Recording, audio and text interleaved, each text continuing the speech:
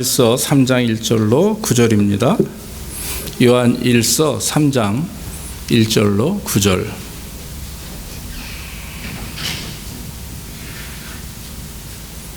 요한 1서 3장 1절로 9절. 페이지 수로는 390페이지가 되겠습니다.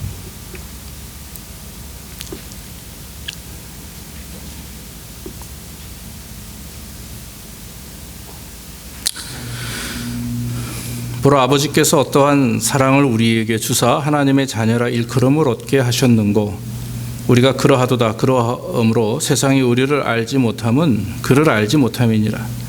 사랑하는 자들아, 우리가 지금은 하나님의 자녀라 장래에 어떻게 될 것은 아직 나타나지 아니하였으나 그가 나타내심이 되면 우리가 그와 같을 줄을 아는 것은 그의 계신 그대로 볼 것을 인함이니 주를 향하여 이 소망을 가진 자마다 그의 깨끗하심과 같이 자기를 깨끗하게 하느니라. 죄를 짓는 자마다 불법을 행하나니 죄는 불법이라. 그가 우리 죄를 없이 하려고 나타내신 바 된 것을 너희가 아나니 그에게는 죄가 없느니라.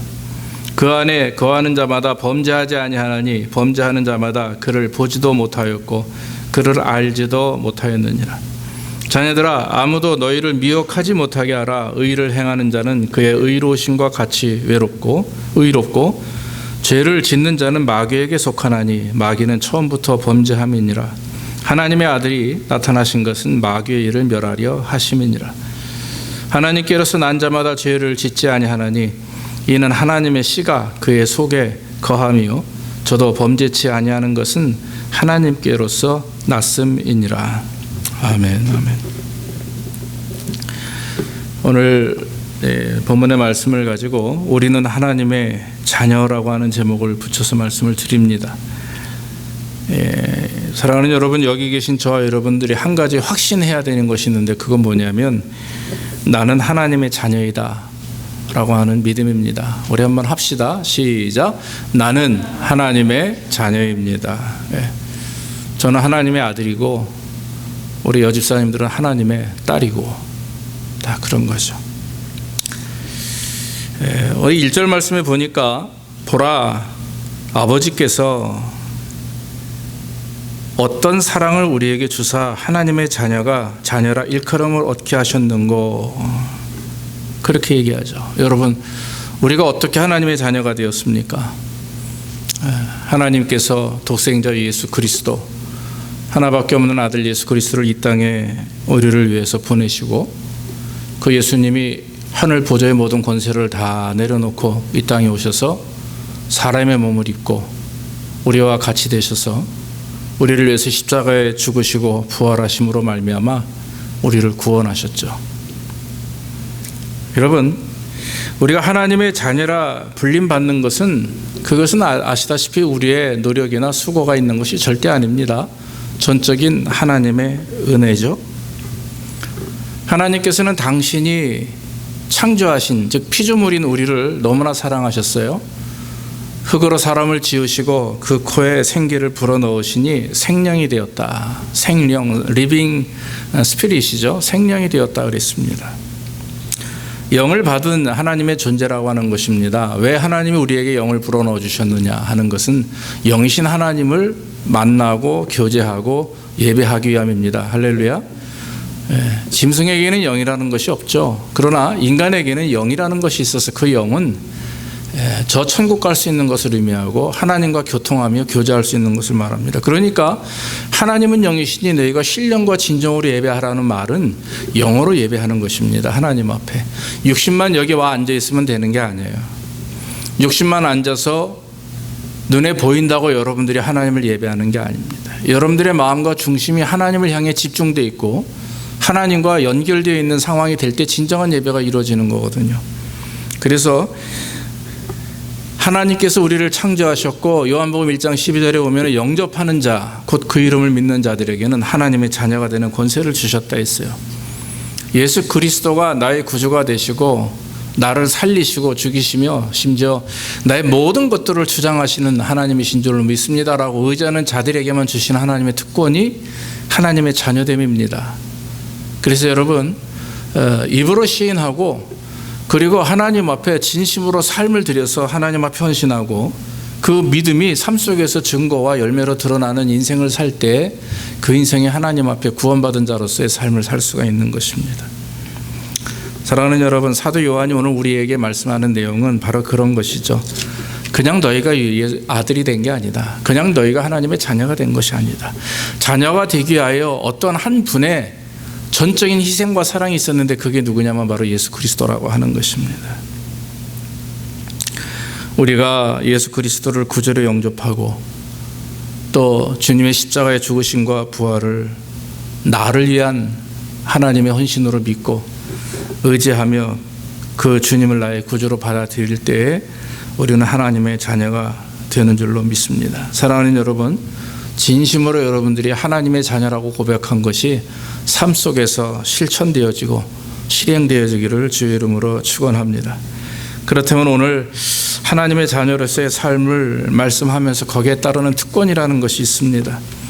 그러면 온전한 하나님의 성도로서의 삶을 어떻게 유지할 것인가라고 하는 거죠. 그러면 주님이 주시는 우리 안에 진정한 특권이 어떻게 이루어지느냐 하는 부분인데, 본문의 내용이 보면은 두 가지가 나옵니다. 먼저 하나님을 볼 것과 기대할 것과 그 다음에 그로 인한 죄를 지어서는 안 된다라고 하는 말이에요.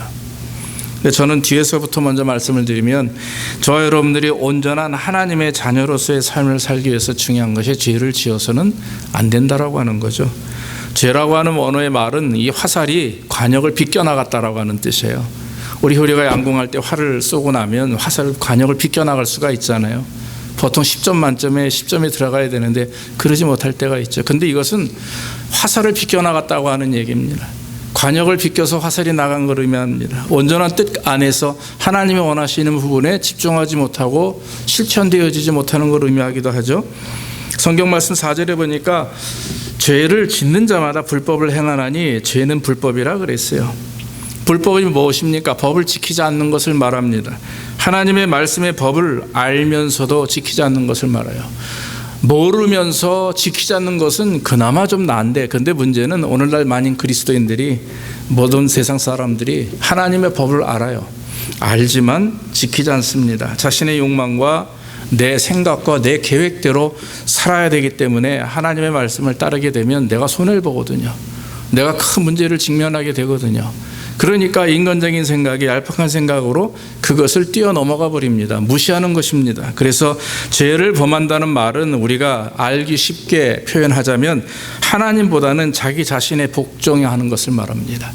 자기 자신을 드러내는 것을 말합니다. 하나님의 뜻을 알면서도 내가 우선이고 내 생각과 내 계획이 우선임을 나타내는 것이, 그것이 죄라고 하는 거죠.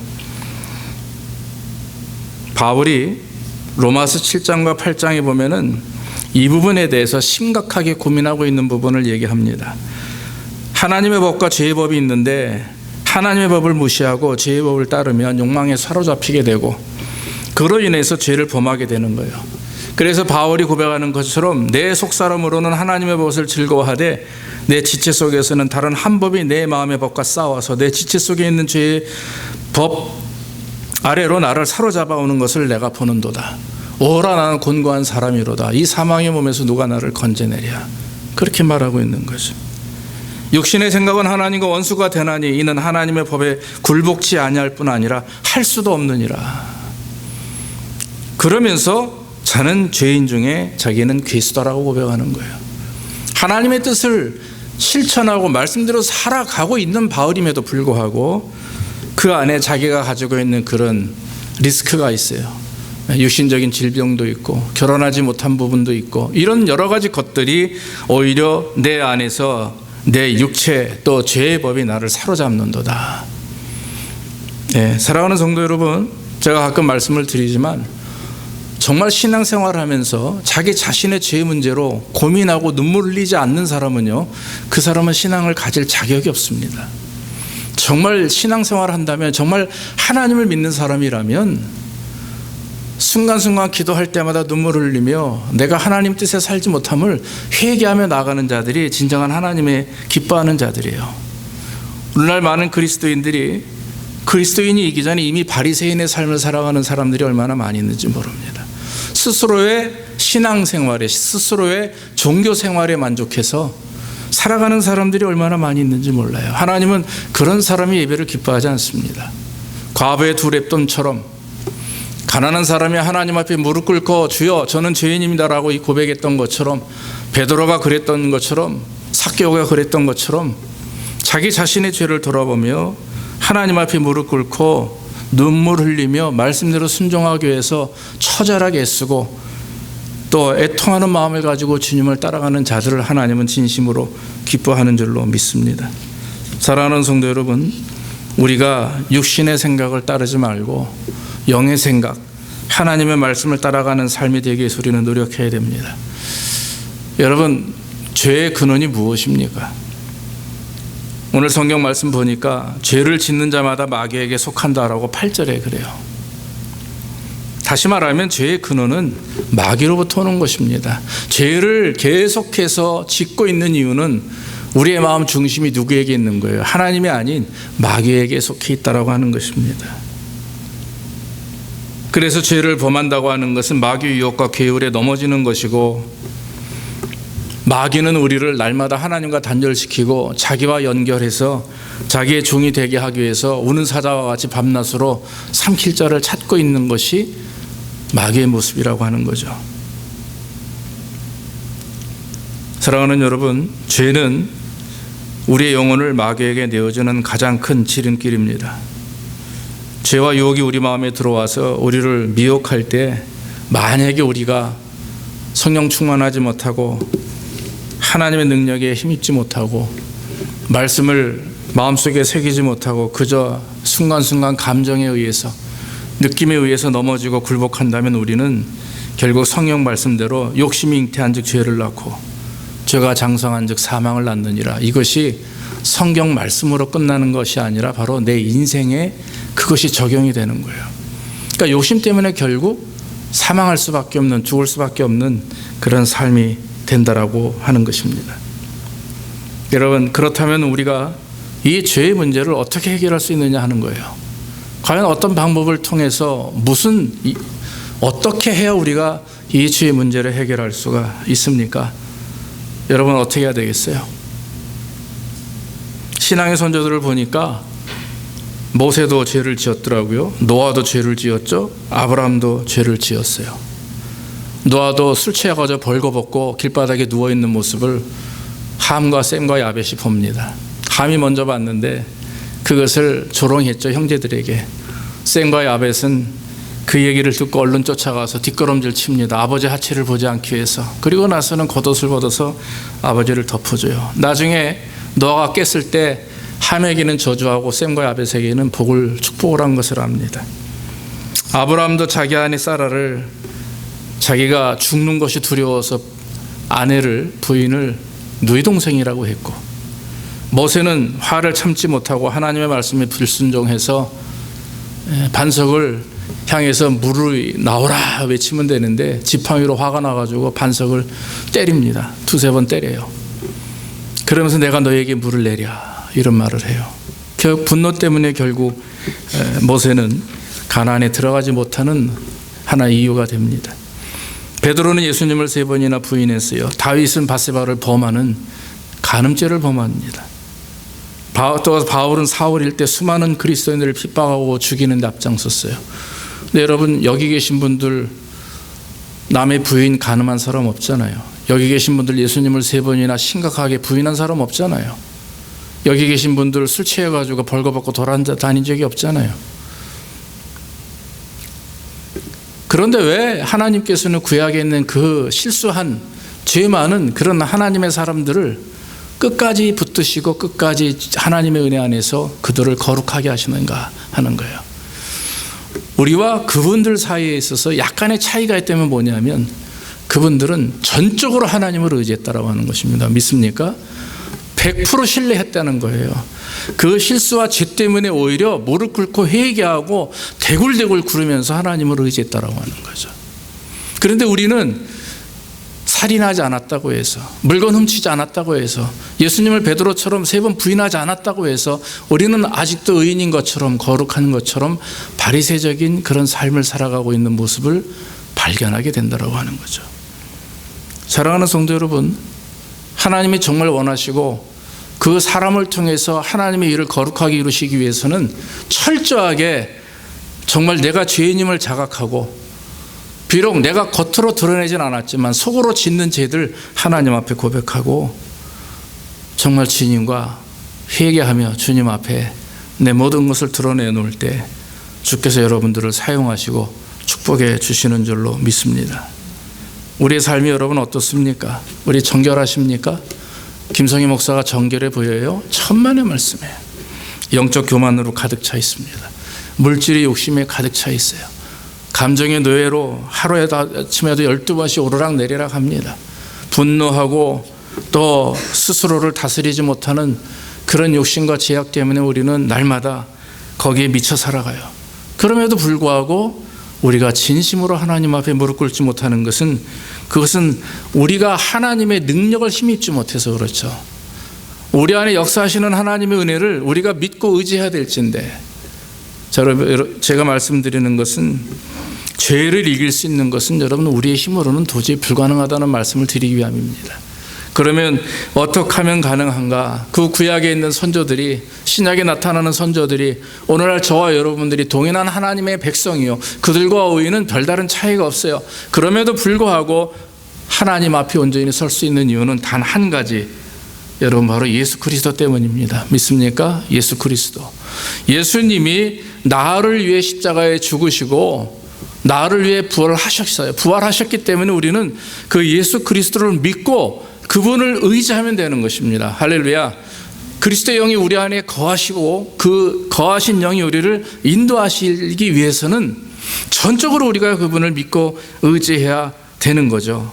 8절 9절의 말씀에 해답이 나옵니다. 사도 요한이 뭐라고 고백합니까? 죄를 짓는 자는 마귀에게 속하나니 마귀는 처음부터 범죄함이니라. 하나님의 아들이 나타나는 것은 마귀의 일을 멸하러 하심이니라. 하나님께로서 난 자마다 죄를 짓지 아니하나니 이는 하나님의 씨가 그의 속에 거하며 저도 범죄치 못하는 것은 하나님께로 났습니다. 할렐루야. 인간의 노력으로 가능하다는 얘기가 아니에요. 하나님께로 난 자마다, 다시 말하면 하나님의 자녀이면 죄를 짓지 않는다라고 하는 간단한 답변입니다. 하나님의 자녀가 무엇입니까? 하나님의 씨, 증거가 우리 안에 있다라고 하는 거예요. 너는 내 아들이다. 너는 내 딸이다. 네가 예수 그리스도를 믿으니 너는 나의 아들이요 나의 딸이다. 할렐루야. 그 확신을 여러분 우리가 가지면 우리 안에 있는 그의 능력이 그것을 이겨내게 만드시는 거예요. 내 수고와 노력이 아니라 저절로 내가 믿음을 가지고 내가 하나님의 자녀다, 내가 예수 그리스도의 아들이다, 하나님의 능력으로 하나님 앞에 하늘 백성이다라고 고백하고 그 주님 의지하면 주께서 역사하시는 것입니다. 구약에 있는 많은 사람들이 결국에 다 잡았던 해답은 바로 나는 하나님의 아들이다 이거예요. 나는 하나님의 백성이다. 그것을 믿고 하나님 앞에 전적으로 나아갈 때 주께서 그 사람을 용서하셨고 하나님의 거룩한 백성으로 성경에 나오는 위인으로 세우셨어요. 오늘날도 마찬가지입니다. 저와 여러분들이 부족함을 고백하고 주님 저는 아무것도 할 수 없습니다. 내가 아무리 계획하고 내가 아무리 우리 집사님하고도 얘기했잖아요. 전화로 얘기했어요. 내가 아무리 생각하고 해도 돼요? 안 되잖아요. 물질에 대한 문제, 질병에 대한 문제 안 되잖아요. 최은희 집사님이 10월 25일 날 수술을 하세요. 아마 이제 그 산부인과 쪽에 문제가 있어서 이번에 혹을 떼십니다. 여러분 기도하셔야 됩니다. 인간의 생각으로는 불가능해요. 뭐 암이나 이런 것은 아니니까 다행입니다. 거기 직전까지 가셨다는데 다행이에요. 지금 굉장히 가계 문제도 그렇고 그 개인의 질병 육신적인 문제도 그렇고 기도해야 됩니다. 주 일부 예배 때 열심히 나오시는데 여러분 우리가 함께 기도도 하고 자꾸 전화도 하고 시간 되시면 가서 아침 식사도 드시고 굉장히 기뻐하시고 반가워하시니까 그렇게 했으면 좋겠어요. 전적으로 하나님을 의지해야만 여러분 이런 모든 문제가 해결됩니다. 우리의 가정의 문제, 여러분들의 가정의 문제, 우리 교회 문제도 마찬가지입니다. 언젠간 되겠지, 누가 하겠지 이게 아니라 전적으로 내가 먼저 기도하는 거죠. 하나님 앞에 무릎 꿇고 하나님 우리 교회에 이런 문제가 있습니다. 하나님 우리 가정에 이런 문제가 있습니다. 우리 성도가 이런 고통 중에 있습니다. 하나님 앞에 하나님을 전적으로 의지하면서 나가서 기도하면 마귀가요 접근할 수가 없어요. 기도하는 하나님의 백성에게 접근은 하죠. 믿지 않는 사람보다는 100배 1000배 접근하죠. 그러나 여러분, 한 길로 왔다가 10길로 도망가는 게 마귀입니다. 믿는 자에게, 하나님을 의지하는 자들에게는 마귀가 왔다 가도 도망갈 수밖에 없어요. 왜냐하면 이 사람 힘으로 하려고 하면 마귀가 접근해서 다 물어 뜯어버려요. 그런데 이 사람이 무릎 꿇고 하나님만 의지하는데 마귀는 알거든요. 예수 그리스도 앞에 자기가 처절하게 넉다운된 거 알거든요. 죽음과 사망을 이기신 이 그리스도를 믿고 의지하는 자에게 어떻게 덤빕니까? 말도 안 되는 소리죠. 사랑하는 여러분, 우리가 주님을 의지하고 모든 문제를 주님 앞에 낱낱이 고백하고 하나님을 바라보며 그 믿음을 가지고 나아갈 때 주께서 여러분 축복하셔서 우리는 죄를 짓지 않는 하나님의 백성들이 되고 짓더라도 바로 회개할 수 있는 은혜를 우리는 경험하게 되는 것입니다. 이렇게 하나님 앞에 죄를 짓지 않는 것이 하나님의 자녀의 특권입니다. 오늘 두 번째로 성경 말씀은 앞절로 돌아가서 2절에 보니까 사랑하는 자들아 우리가 지금은 하나님의 자녀라. 장래 어떻게 될 것은 아직 나타나지 아니하였으나 그가 나타내심이 되면 우리가 그와 같을 줄을 아는 것은 그의 계신 그대로 볼 것을 이남이니 그랬어요. 하나님의 자녀인 우리에게 하늘에 대한 소망과 만약에 그 소망이 하나님을 향하여 있는 것이 잃게 된다면 그 문제는 육신적인 문제로 인해서 얻게 되는 것인데 오늘 성경 말씀을 보니까 그럼에도 불구하고 하나님의 자녀로 우리가 죄를 짓지 아니하고 믿음으로 주님 앞에 설 때 하나님은 우리에게 두 가지 영적 축복을 주시는 것입니다. 하나는 뭐냐면 그 영광 가운데 그리스도의 영광 가운데 나타나실 때 예수 그리스도가 재림하실 때 우리들도 그와 같이 될 것이다 하는 거예요. 예수님처럼 된다. 그 말이 무엇입니까? 죽은 자들이 살아나 주님 앞에 설 것이고 살아있는 자들은 육신의 몸을 입고 주 앞에 서는 게 아니잖아요. 영원한 몸을 입고 주 앞에 설 수 있다. 그래서 여러분 예수님이 부활의 첫 열매라고 하는 것은 우리도 주님처럼 주님의 나라에 갈 때는 부활의 몸을 입고 간다라고 하는 것입니다. 할렐루야. 이게 미래의 소망이에요. 기독교의 핵심은 바로 이것입니다. 어느 종교도 간에 부활이라고 하는 단어는 사용하지 않아요. 그러나 예수 그리스도를 믿는 성도들만이 주님의 닮은 존재가 되어서 하나님의 형상을 입은 존재가 되어서 하나님 앞에 선다라고 하는 것입니다. 요한의 믿음은 바로 그거예요. 초대교회 순교자들의 믿음은 무엇입니까? 바로 부활신앙이에요. 사도 바울의 순수한 믿음의 핵심도 부활신앙이고 베드로도 요한도 아브라함도 아들 이삭을 바칠 때 뭐라고 그래요? 하나님 이것을 주셨는데 내가 드립니다. 더 좋은 것으로 주실 줄로 믿습니다. 이것이 아브라함의 믿음이에요. 욥도 마찬가지입니다. 10자녀를 다 죽음의 그런 마귀의 시험으로 죽게 되었지만 나중에 무엇입니까? 주신 이도 하나님이시니 거두시는 이도 하나님이신 줄로 믿습니다. 그건 뭐예요? 바꿔 말하면 하나님 주셨으나 걷어가셨지만 나중에 더 좋은 것으로 주실 줄로 믿습니다라고 하는 부활신앙이에요. 욥기서 마지막에 보면 그 10자녀가 먼저 자녀들보다도 더 훌륭한 자녀들을 하나님 주시지 않았습니까? 사랑하는 성도 여러분, 영광 가운데 나타나실 때 우리들도 그와 같이 된다라고 하는 말, 우리도 주님처럼 주님 앞에 설 수 있다라고 하는 것입니다. 또 한 가지 더 귀한 것은 예수 그리스도가 나타나실 때 우리들도 주님을 바라볼 수 있게 된다고 하는 것이에요. 지금은 거울과 거울로 보듯이 대면하지만 그때가 되면 얼굴과 얼굴을 보듯이 가까이 대면하게 될 것이다라고 하는 것이 사도 바울의 신앙입니다. 우리의 신앙도 마찬가지입니다. 여러분 지금은 답답하죠. 힘들고 어려울 때 바로바로 하나님이 좀 해결해 주시고 하나님께서 역사해 주시면 좋은데 그게 안 될 때가 있잖아요.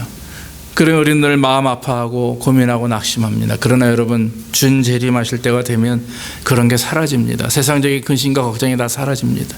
질병이 있고 어려움이 있어도 그때 가면은 다 주님 앞에 건강한 유체 몸을 가지고 내가 가장 아름다웠던 모습으로 주님 앞에 서게 되는 줄로 믿습니다. 그러므로 성도들의 최고의 목표가 무엇이냐? 하나님의 얼굴을 뵈는 거예요. 하나님의 얼굴을 보는 것, 하나님과 대면하는 것. 구약 사상에서 하나님과 대면한다라고 하는 것은 죽음을 의미합니다. 그런데 모세만이 하나님과 대면했었어요. 왜냐하면 하나님이 택하신 하나님의 종이요 하나님께서 그분의 뜻을 증거하기 위해서 모세는 기도 가운데 아니면 산에서 하나님을 대면합니다. 그러나 여러분, 구약에서 하나님을 대면한다라고 하는 것은 죽음을 의미하는 거예요. 그러나 여러분, 신약에 와서 그 죽음이 이제는 변화되어서 영생으로 바뀌었습니다. 누구 때문에? 예수 그리스도 때문에. 그래서 이제는 우리가 하나님을 대면한다라고 하는 것은 내 힘과 능력으로, 의지가 아니라 전적인 하나님의 은혜로 구원받은 예수 그리스도의 자녀로서의 모습을 가지고, 그 자녀의 특권을 가지고 하나님을 볼 수가 있는 것입니다. 우리가 먼저 가신 부모님을 뵙기를 원하잖아요. 그분들이 다 어디 계실까요? 저 천국에서 주님과 동행하고 계실 줄로 믿습니다. 여러분들이 보고 싶어하는 아버님, 어머님이 거기 계세요. 믿음 안에서 하나님께 영광 돌리고 있는 분들이 지금은 흰 옷을 입고 주님과 손잡고 지금 천국에서 왔다 갔다 하시면서 영생을 누리고 계세요. 그러면서 우리를 위해서 한마디씩 하시겠죠. 주님, 저기 아래 김성애가 제 아들인데 아시지요? 저 아래 권예숙이 내 딸인데 아시지요? 그 하늘나라에 우리가 갈 수가 있다라고 하는 거죠. 그것이 누구 때문에 여러분 하늘나라가 만들어져 있습니까? 예수 그리스도를 믿는 하나님의 백성들 때문에 하늘나라가 만들어져 있는 거예요. 우리는 그거에 대한 소망을 가져야죠. 그것이 하나님의 백성의 온전한 모습입니다. 천국에 대한 소망, 믿음을 가지고 하나님을 의지하는 자들에게 주께서 영생 복락을 누리게 되는 줄로 믿습니다. 예전에 어떤 순박하고 가난한 사람이 늘 성전에 가서 기도를 해요. 그래서 맨 앞에 와가지고 그 깜깜한 밤에 성전에서 기도를 합니다. 그런데 이제 성전지기가 있죠. 사찰 같은 분들이 지나가면서 보니까 참 소박하고 가난해 보이는 사람인데 날마다 밤에 와가지고 기도를 하는 겁니다. 근데 기도 소리가 들리질 않아요. 그저 그냥 무릎을 꿇고 머리를 조아리고 1시간이고 2시간이고 자는 건지 뭔지 하여튼 그러고 있어요. 며칠 몇 날을 그러고 있습니다. 나중에 이제 기도가 끝나고 그 사람이 나가고 있어요. 그때 그 성전을 지키는 사람이 가가지고 물어, 여보시오, 어째 당신은 그렇게 무릎만 꿇고 앉아가지고 머리를 조아리고 있습니까? 혹시 자는 거 아닙니까? 물어봤어요. 그랬더니 이 사람이 뭐라고 대답했냐면, 나는 항상 하나님을 보고 있고 하나님은 그때마다 나를 보고 계십니다. 그렇게 얘기했다는 거죠. 여러분, 기도가 뭡니까? 입으로 중얼중얼 다 내가 구하는 것을 구한다고 기도입니까? 그건 아니에요. 기도는 주님 앞에 머리 숙이고 주님의 뜻을 간구하는 게 기도입니다. 그래서 여러분, 우리가 새벽마다 금요일마다 기도하죠. 중요한 것은 여러분들이 하루에 한 번씩 이상이라도 하나님과 깊은 영적 교제가 있기를 주의 이름으로 축원합니다. 정말 골방에 들어가든 컴퓨터 앞에서 내려와서 하나님과 1대1의 관계 속에서 전화기 다 집어치우고 단 5분이라도 10분이라도 눈을 감고, 하나님, 내가 지금 주님 앞에 있습니다, 이렇게 신앙 고백하는 마음을 가지고 주 앞에 나갈 때 주께서 응답해 주시고 주께서 분명히 여러분들을 대면해 주실 줄로 믿습니다. 종교개혁자들이 순교의 직전에 섰을 때 외쳤던 고백이 코람데오라고 그랬죠. 내가 하나님 앞에서. 여러분, 우리는 그 고백을 계속 해야 돼요. 하나님 앞에 내가 서 있습니다. 그리고 내가 하나님을 바라보며 하나님 앞에 설 것을 기대합니다 라고 미래에 대한 확신과 믿음을 가지고 나아가게 되면 주께서 그때그때 저 여러분들의 삶 가운데 은혜를 주셔서 거룩한 하나님의 백성으로 부끄러움 당하지 않는 삶이 될 줄로 믿습니다. 결론적으로 말씀을 드립니다. 우리 모두는 하나님의 자녀예요. 그냥 피조물이 아닙니다. 믿음으로 말미암아 구원받은 하나님의 자녀며 또 권세를 누리는 자들이 되는 것입니다. 예수님의 보혈의 공로로 구원받은 우리는 온전한 하늘의 소망을 가져야 돼요. 하늘에 대한 기대감을 가지고 성도가 저 하늘나라에서 주님과 함께 동행하며, 우리들도 우리 부모님들과 우리 신앙의 선조들을 만나며 그 가운데서 그리스도와 함께 동거동락하며 영생 복락을 누릴 것을 우리가 기대할 때, 우리는 이 땅에서 당하는 여러 가지 삶의 어려움과 문제를 믿음으로 이기게 되고, 또 나아가 거룩한 주의 백성으로 부끄러움 당하지 않도록 하나님 앞에 죄를 멀리하며 믿음으로 서게 될 줄로 믿습니다. 이런 축복과 은혜가 저 여러분들에게 충만하기를 주의 이름으로 축원합니다. 기도하겠습니다. 아버지 하나님, 감사합니다. 오늘도 부정한 종을 통해 주의 말씀을 증거할 수 있도록 인도하시니 감사하고, 사도 요한의 고백처럼 우리가 어떠한 하나님의 사랑을 입었는가, 어떻게 하나님의 자녀가 되었는가 다시 한번 돌아보게 하시니 감사합니다. 예수 그리스도의 보혈의 공로로 말미암아 구원받은 저희들 이제 하나님의 백성이 되어서 하나님을 만나며 예수 그리스도를 만나고 또 주님과 함께 되는 모습을 우리가 기대합니다. 그러기 위해서는 우리가 하나님 죄를 멀리하며 죄를 짓지 아니하며 거룩한 주의 백성으로 살아야 될진데, 아버지 하나님, 우리를 구원하셨으니 우리가 하나님의 자녀요 하나님의 씨가 우리 안에 거하는 줄로 믿습니다. 하나님, 범죄치 않도록 인도하시고 성령께서 우리가 주의 거룩한 백성다운 삶을 살 수 있도록 우리를 주장하시고 인도해 주시옵소서. 오늘도 결심하며 고백하는 사랑하는 성도들의 삶 가운데 하나님이 함께 하실 줄 믿고 예수님의 이름으로 감사하며 기도하옵나이다. 아멘.